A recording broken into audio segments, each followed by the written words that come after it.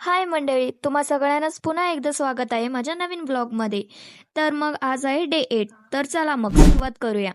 आजचा दिवस खूपच खास होता आणि उत्साही सुद्धा होता. सकाळी लोंढामधून आम्ही जोईडाला निघालो, कारण होतं माझ्या बहिणीच्या कॉलेजचं ॲडमिशन. रस्त्यावरचं सौंदर्य, सकाळचं हवामान आणि हिरवगार झाडं, प्रवास खूपच सुंदर वाटला. जोईडाला पोचल्यावर आम्ही थेट कॉलेजमध्येच गेलो. कॉलेजमध्ये पोहोचल्यावर बघतोय तर काय, आजूबाजूला खूप झाडं होती.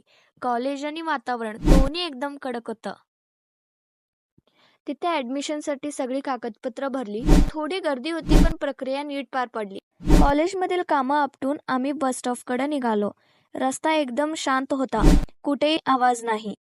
फक्त झाडामागून येणारा गार हवा आणि पक्ष्यांचा आवाज होता. मस्त पाऊस पडत होता. मग त्या पावसातच आम्ही खाल्लं भजी. भजी खाल्ल्यानंतर मग आमची आली गाडी. मग गाडीत बसून आम्ही आलो लोंढ्याला. घरी आल्यावर थोडा रिलॅक्स झालो आणि मग मी थेट लागलो टॉमी सोबत खेळायला. चला तर मग आजचा माझा मिनी व्लॉग आवडला असेल तर लाईक, कमेंट, शेअर करायला विसरू नका आणि फॉलो पण करा.